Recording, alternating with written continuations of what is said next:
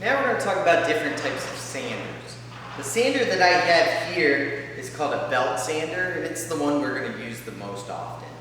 This sander is pretty powerful, and we use it to kind of to rough off or smooth off curves. So if you'll notice here, I've cut with the jigsaw and I've cut a curve, but I've got a point here that is not round. So I want to go ahead and round that off. And then there's also some rough edges here that might catch on a costume that someone's wearing. And I don't want those rough edges. I don't want anybody to get splinters or anything like that. So I'm going to round those off today with this belt sander. Now, there's lots of different sizes and types of belt sanders. We have various ones here, but this will give you a pretty good idea of how they work, what to do. This one has a rough sandpaper on it. We generally try to leave fairly rough sandpapers on them. It's not the roughest, but this will knock that curve off in just a matter of seconds, where if I put a really fine grit sandpaper on it, it would take 10-15 minutes to take that little bit of wood off. I could put a rougher one on and knock it off in about 2 seconds, but then most likely I'm not going to end up with a fine product that I want, because it's going to be so fast that it's hard to control how smooth that curve is. So this is a medium to rough grit sandpaper here. The way this sander works, there's a piece of sandpaper that's a continuous loop that rotates around these two wheels, like that, okay? Rotates around these two wheels. So it will keep going basically forever as long as I keep the trigger pulled, okay? It also has a variable speed switch in it. Now, one thing with sanding, most people don't like to wear these, but we're all getting used to wearing these lately, aren't we? A mask, okay? When I sand a piece of wood, it may or may not have paint on it, okay? This one looks like a regular piece of wood, but on the back side, there is actually paint on it. If you look closely, you can see like a pink and brown paint right here, okay? The wood itself, the sawdust that comes up is going to be breathed in if I don't have a mask on, okay? Sawdust is basically carbon. Your body will digest it if you take it in small amounts. However, if you have asthma or something like that, that small amount may be such a minute amount that you start having problems breathing within a few minutes if you're breathing in sawdust. So we don't want people with asthma to not have a mask ever, okay? But if you're going to be doing stuff around here, you're probably going to be sanding for a fairly good amount of time when you are sanding. So you're going to be breathing in a little bit more than small amounts if you don't have a mask. So we want you to wear a mask, okay? If it has paint in it, that is not carbon. That is not safe for you in any way, shape, or form. It's toxic. If you wouldn't drink it, you don't want to breathe it in, okay? So since there's paint on almost every piece of wood we have in the shop, then we need to take the approach that every time we're sanding, it is hazardous for us to breathe that in, and we need to put a mask on, okay? Sometimes you may be sanding a piece of metal, or a piece of plastic, or a piece of foam, okay? You do not want those inside your body. They don't digest well, and your lungs are not designed to digest objects, okay? They're designed to take in fresh air and absorb oxygen, and that's what they want to do. So they're going to take in whatever gets in there and try to absorb it. You don't want to be absorbing blue foam into your lungs. You don't want to be absorbing scraps of metal into your body, because they're not going to digest. The only way they're coming out of you is if you get an MRI and it gets pulled through your body. So think about that for a moment. You don't want that in your body, okay? So I'm going to put on my mask first, okay? You don't have to wear it very long, but you do want to be safe when you're sanding. Put on my safety glasses, and I'm going to plug my sander in so I can get some power.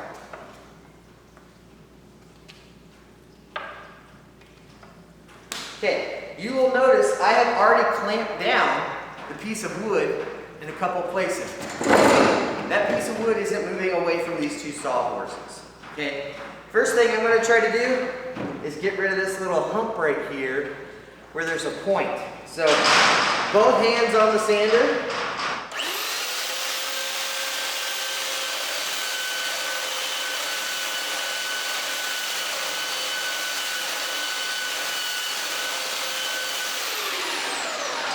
You see, I don't leave it in one spot. If I leave the sander in one spot, it will create a divot. I don't want a divot, I want a smooth curve. So I'm going back and forth, back and forth, back and forth. So.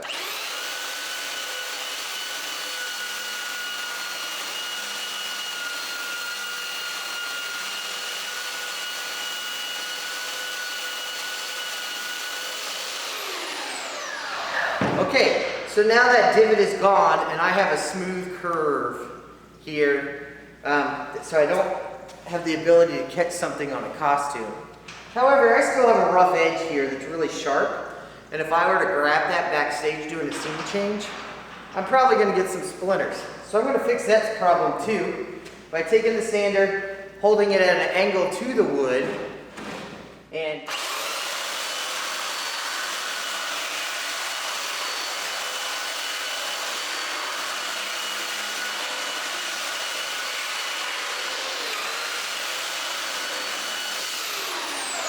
just kind of polishing that off. So now here I have a curved lip instead of a corner, okay? This is much easier on you, not gonna get any splinters.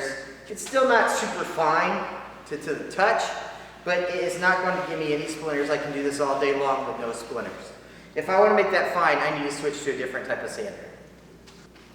Okay, so now I have finished with the belt sander, and I've kind of got a little bit of a curve on there. No big protruding objects or things that are going to cut up costumes or give people splinters and things like that. So I'm going to put the belt sander away for a moment. I'm going to grab my next sander. Here I have an orbital sander. On this sander, it is going to take this piece of sandpaper and rotate it around at a fast speed, okay? This is great for smoothing out the top of the surface, where the belt sander wouldn't necessarily be as good for that. This, we will usually have a little bit finer grit than we have on the belt sander, so it's going to make it a little smoother, but if we were to try to take out big humps, it would take longer to do that. So, different purpose for the sander. So I'm going to take this one and plug it in. Now, with an orbital sander, it's not going to kick up sawdust all over you like the belt sander might do, but it is going to put a lot more fine particles in the air because we're doing finer sanding, which means there's more likely to be breathed in, so more reason to wear a mask, okay? Also, with your eyes, keep the safety glasses on. You may not have a large chunk of something fly into your eye and blind you, but you're going to have a lot of little particles come into your eyes that can irritate it, leave them itchy, red, watery all day long, where you have to go get your eyes flushed because you've got so much sawdust in there. So, even though you're not in the danger of having something big shoot out in your face, you're going to have a lot of little particles that come up to your face, and so you don't want to have that either. So keep the glasses on. Okay, this one, there's a switch on the front. There is a dust collector in the back. This does not catch all the dust, but it catches some, a very small amount. But you don't want that to be full. So here, I turn on my switch, and now it's spinning. This is not a variable speed switch. If it's on at full speed, and you can't do anything. You notice it's taking it a second to wind down. Don't put it down till it stops spinning. Okay, here we go again.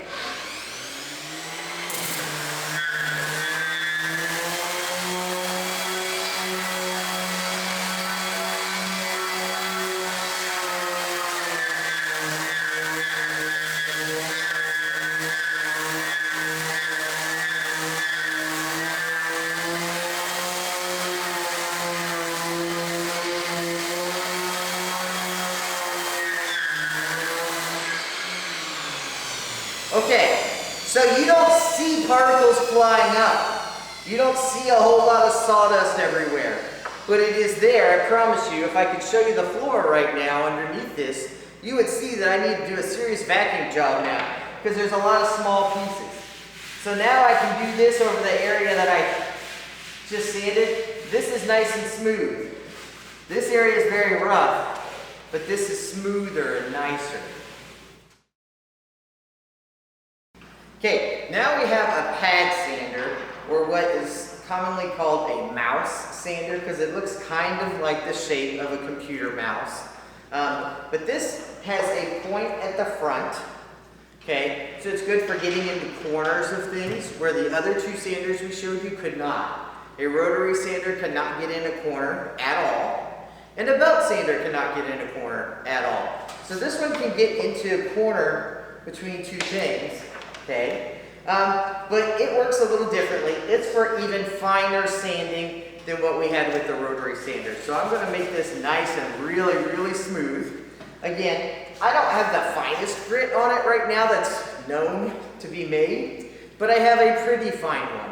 If we're going to have furniture or weapons or something we're making that get touched a lot, then we're going to use something like this, okay? Again, you can sand foam, you can sand plastic, you can sand metal, you can sand wood. Doesn't matter what it's sanding. Those particles are going to come up in the air. You're going to breathe them in, okay? Another thing to know about this, a lot of people grab these because it's the sander they're comfortable using, because it's less intimidating than the others.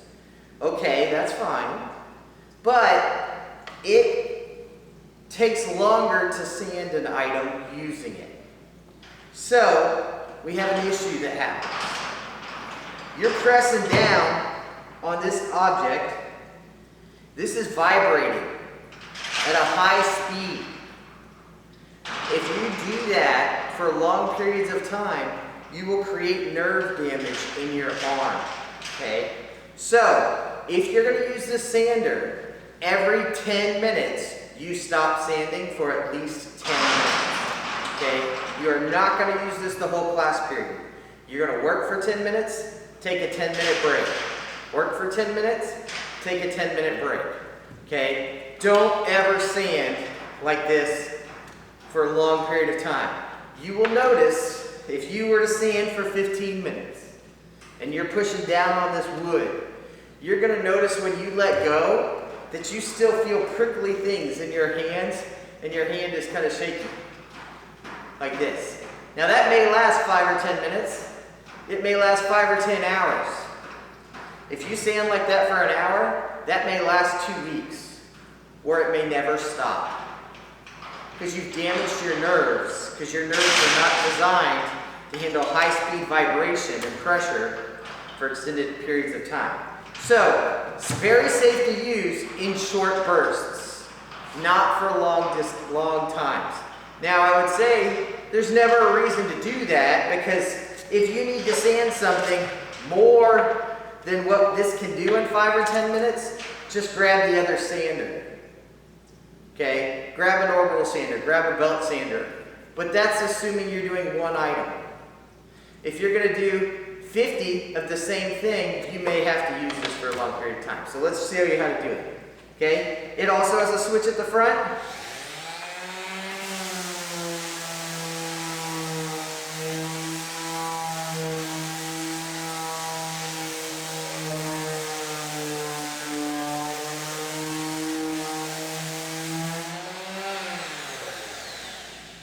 Don't put it down till it's done.